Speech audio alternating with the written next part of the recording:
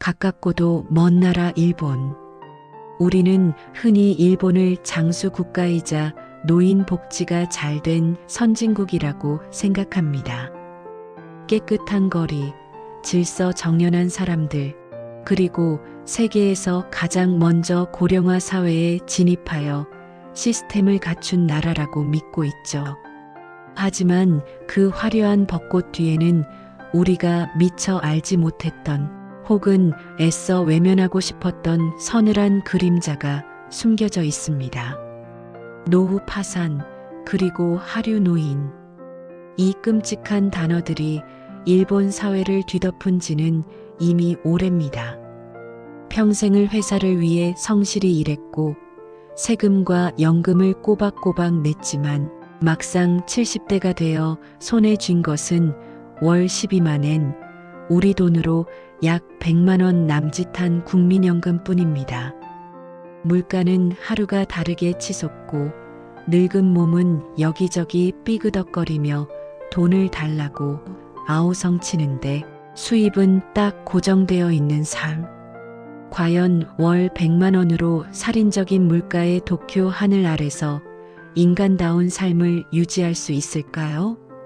오늘 우리는 도쿄 외곽의 낡은 다세대 주택에 홀로 사는 72세 다나카 켄지 씨의 하루를 24시간 밀착하여 따라가 보려 합니다. 그의 적나라한 가계부와 고독한 독백을 통해 일본 노후의 현실을 뼈저리게 들여다보겠습니다. 그리고 이것이 과연 남의 나라 이야기일지 아니면 곧 닥쳐올 대한민국 시니어들의 예고된 미래일지 가슴 깊이 고민해보는 시간이 되기를 바랍니다. 새벽 4시 30분 도쿄 내리마구의 한 낡은 목조 아파트. 지은 지 40년이 넘은 이 2층짜리 건물의 1층 구석방에서 부스럭거리는 소리가 들립니다. 노인의 잠은 새벽 이슬처럼 얕고 짧습니다. 다나카 씨는 오늘도 알람이 울리기도 전에 눈을 떴습니다. 허리가 또 쑤시는군. 어제 비가 와서 그런가. 습기가 차면 이 낡은 다다미 냄새가 더 심하게 올라오는 것 같아. 그는 끙하는 신음과 함께 몸을 일으킵니다. 방은 다다미 6조, 약 3평 남짓한 공간과 작은 부엌이 전부입니다. 일어나서 이불을 개면 거실이 되고 작은 상을 펴면 식당이 되며 밤에는 다시 침실이 되는 좁디 좁은 공간. 이곳이 그의 세상 전부입니다. 벽지에는 세월의 때가 묻어 누렇게 변색되었고 천장 구석에는 지난 여름 장마 때 생긴 물 얼룩이 지도처럼 그려져 있습니다. 그는 습관처럼 전기포트에 물을 끓입니다. 커피? 아닙니다. 그저 뜨거운 맹물입니다. 예전에는 녹차 티백이라도 하나 넣었지만 그 티백 값조차 아까워진 지 오래입니다. 티백 하나를 2번, 3번 우려 먹다 보니 나중에는 떫은 맛만 남아 차라리 맹물을 마시는 게 낫다는 걸 깨달았습니다. 따뜻한 물 한 잔이면 됐지.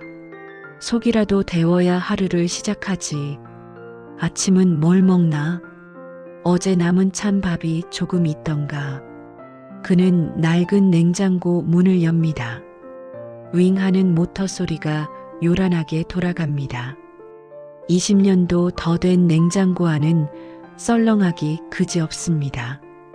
유통기한이 간당간당한 나토 3팩 묶음 중 남은 하나 반쯤 말라 비틀어진 단무지, 그리고 어젯밤 슈퍼마켓에서 반값 스티커가 붙어 사온 차가운 튀김 한 조각이 전부입니다. 이것이 평생을 성실하게 일한 70대 노인의 아침 식사입니다. 전자레인지에 딱딱하게 굳은 찬밥을 데우고 나토를 뜯어 비빕니다. 젓가락으로 휘휘 저어 끈적한 실을 만들며 그는 생각합니다. 한국 시니어들이라면 저게 밥이냐, 간식이지, 국물도 없이 어떻게 밥을 먹냐며 혀를 찰지도 모릅니다. 하지만 그에게 국물 요리는 사치입니다. 국을 끓이려면 가스를 써야 하고 재료를 사야 하니까요. 퍽퍽한 밥을 억지로 목구멍으로 넘기며 그는 습관처럼 텔레비전을 켭니다. TV 뉴스에서는 아나운서의 목소리가 흘러나옵니다. 오늘부터 전기요금이 또 인상됩니다. 가계 부담이 커질 것으로 예상되며 정부는 절전을 호소하고 있습니다. 또 올라? 허참.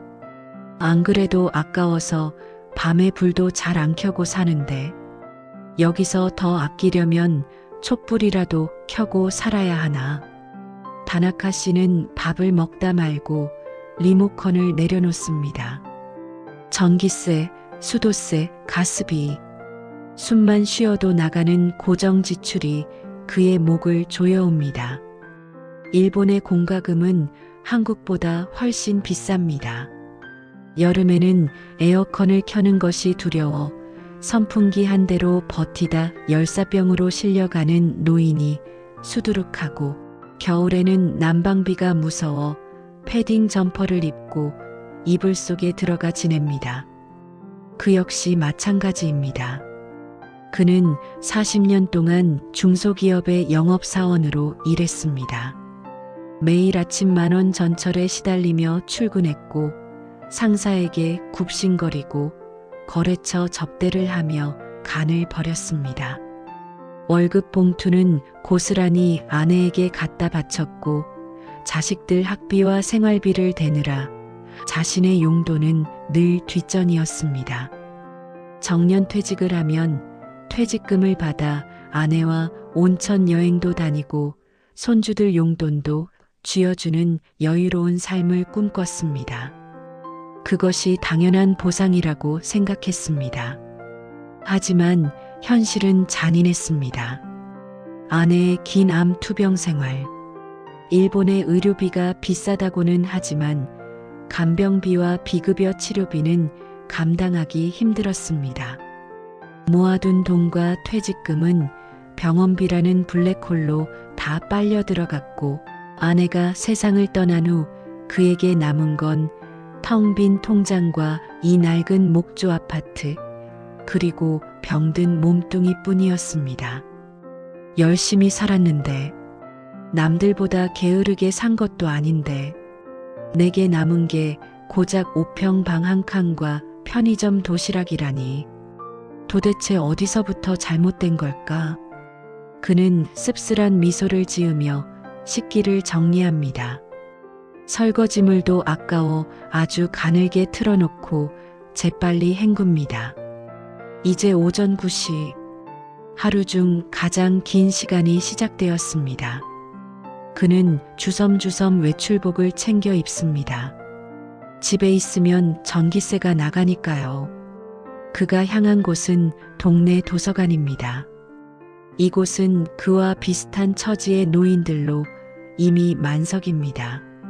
신문을 읽는 척하지만 꾸벅꾸벅 조는 사람, 멍하니 창밖을 보는 사람, 모두 집에서의 냉난 방비를 아끼기 위해 그리고 지독한 고독을 피하기 위해 이곳으로 출근 도장을 찍는 도서관 난민들입니다.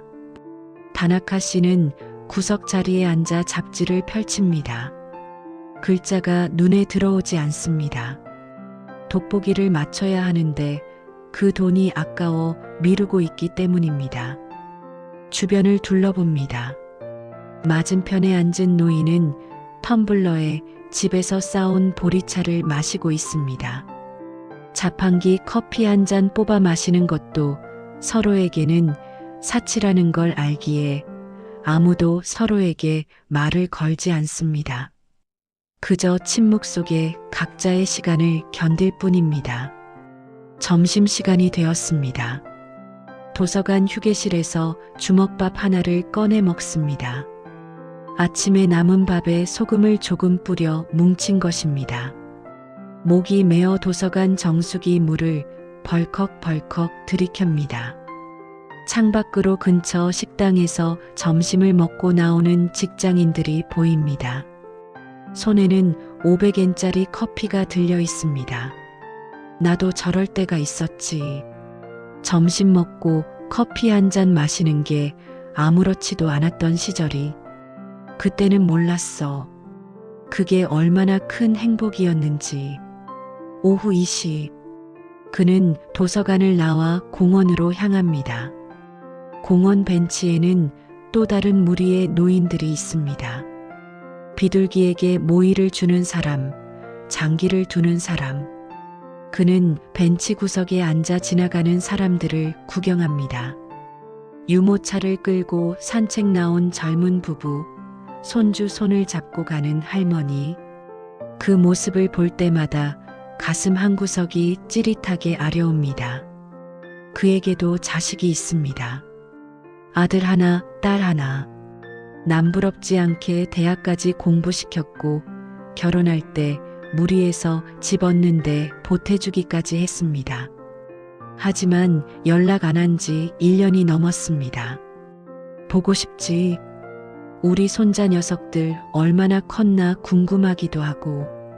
저번 명절엔 온다고 했다가 갑자기 일이 생겼다며 안 왔지. 바빠서 그렇겠지.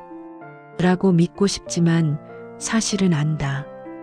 일본에는 메이와 쿠민페 문화가 있습니다. 남에게 폐를 끼치면 안 된다는 강박에 가까운 문화죠. 이것은 가족 간에도 적용됩니다. 자식들도 살기 팍팍한데 늙고 돈 없는 아버지가 짐이 되기 싫다는 마음. 그리고 자식들 또한 부양의 의무를 부담스러워하며 점점 멀어지는 현실. 저번에 딸아이가 1년 만에 한 번 왔었지. 텅 빈 냉장고를 보더니 울더구나. 아빠 왜 이렇게 살아? 하면서. 그때 쥐어준 용돈 1만엔. 그거 봤는데 손이 어찌나 떨리던지.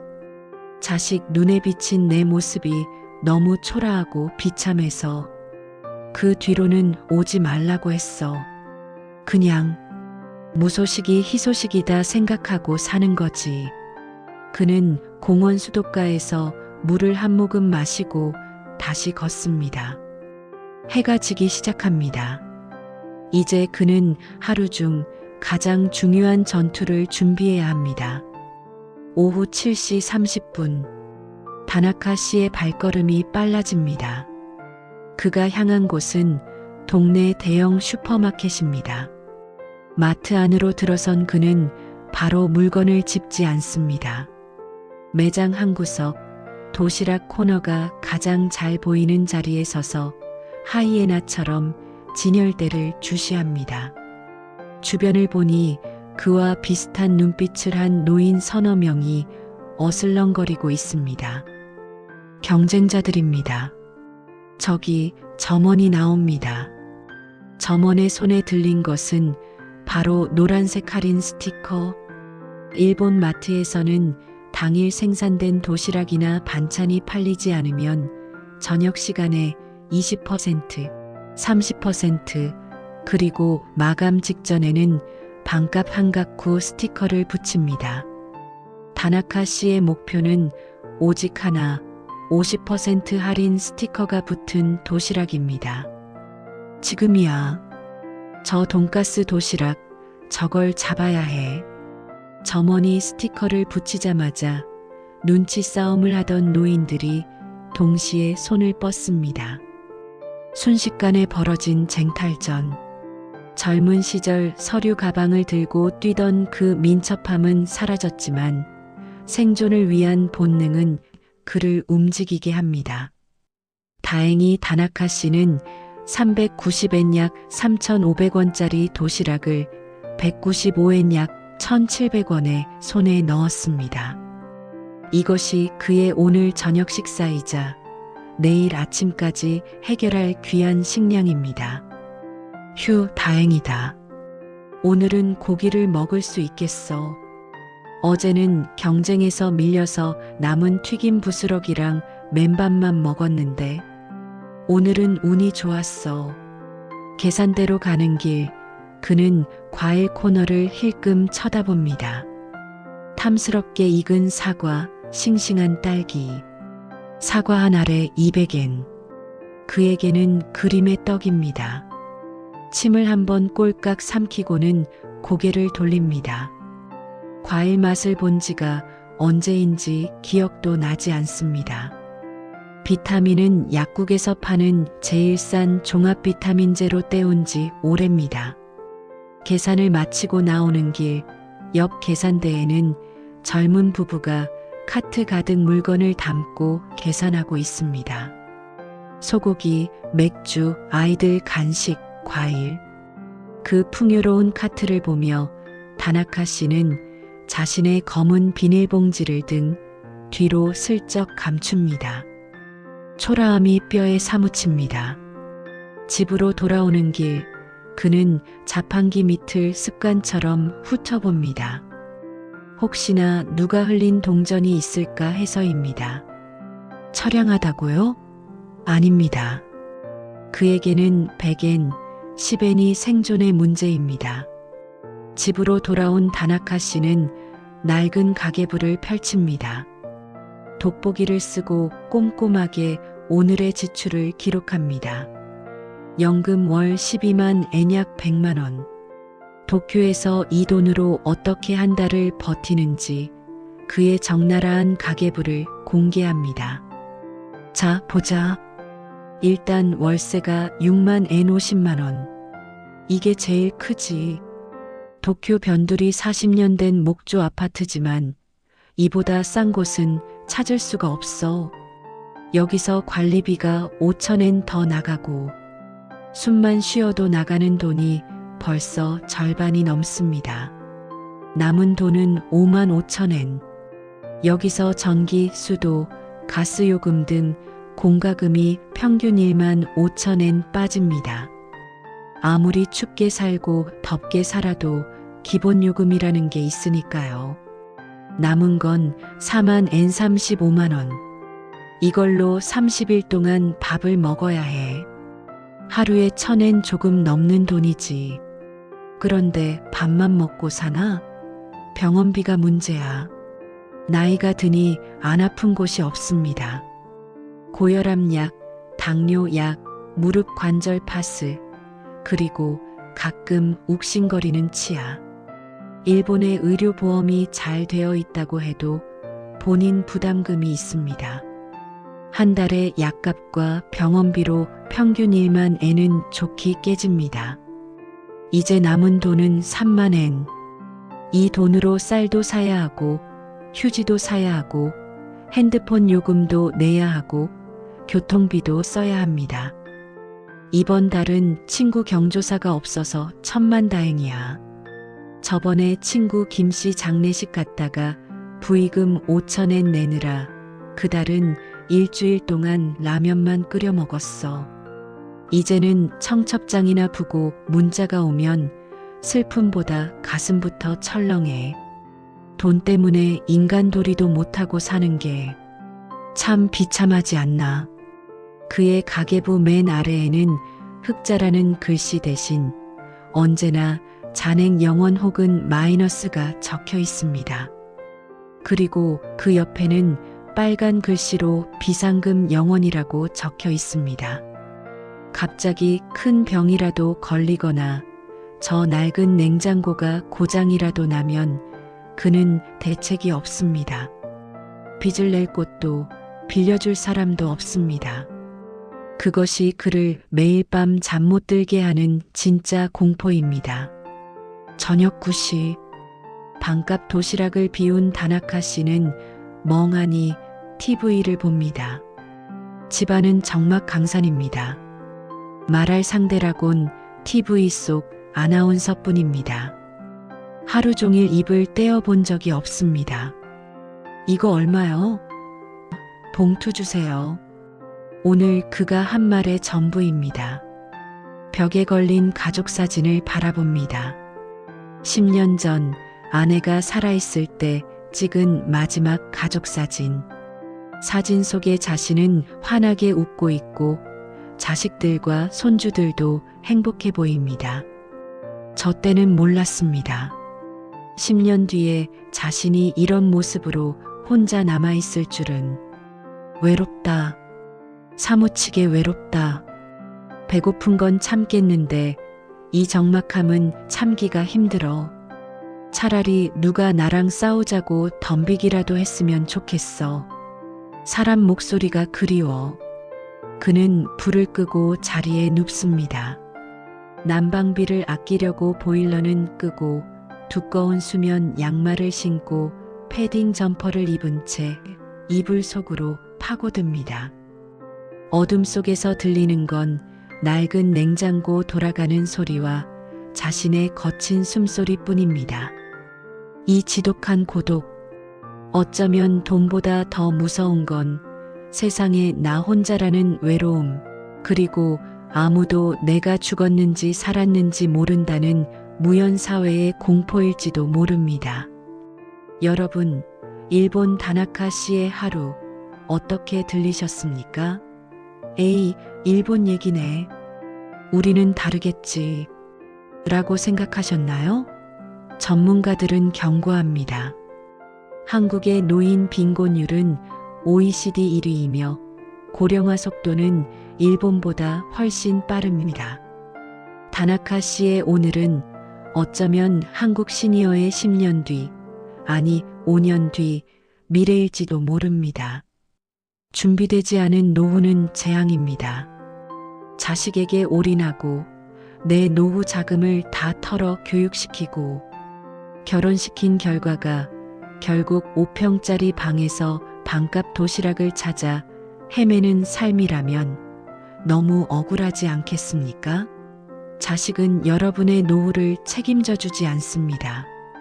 그들도 그들의 삶을 사느라 허덕이고 있으니까요. 지금이라도 늦지 않았습니다. 자식 걱정은 조금 내려놓고 냉정하게 여러분의 가계부를 점검하십시오. 체면 칠해하느라 쓰는 돈을 줄이고 내 통장을 지키십시오. 그리고 건강을 챙기십시오. 아프면 그게 다 돈입니다. 다나카 씨가 마지막으로 남긴 말이 있습니다. 젊었을 땐 어떻게든 되겠지라고 생각했다. 하지만 인생은 어떻게든 되지 않더라. 준비한 만큼만 사라지더라. 늙어서 돈 없으면 추억도 낭만도 다 사치일 뿐이다. 오늘 이 영상을 보시고 여러분의 노후를 다시 한번 점검해 보는 계기가 되시길 바랍니다. 여러분의 노후는 다나카 씨보다 훨씬 따뜻하고 풍요롭고 외롭지 않기를 진심으로 응원합니다. 오늘 이야기가 마음에 드셨다면 구독과 좋아요 부탁드립니다. 지금까지 시니어 라이프였습니다. 감사합니다.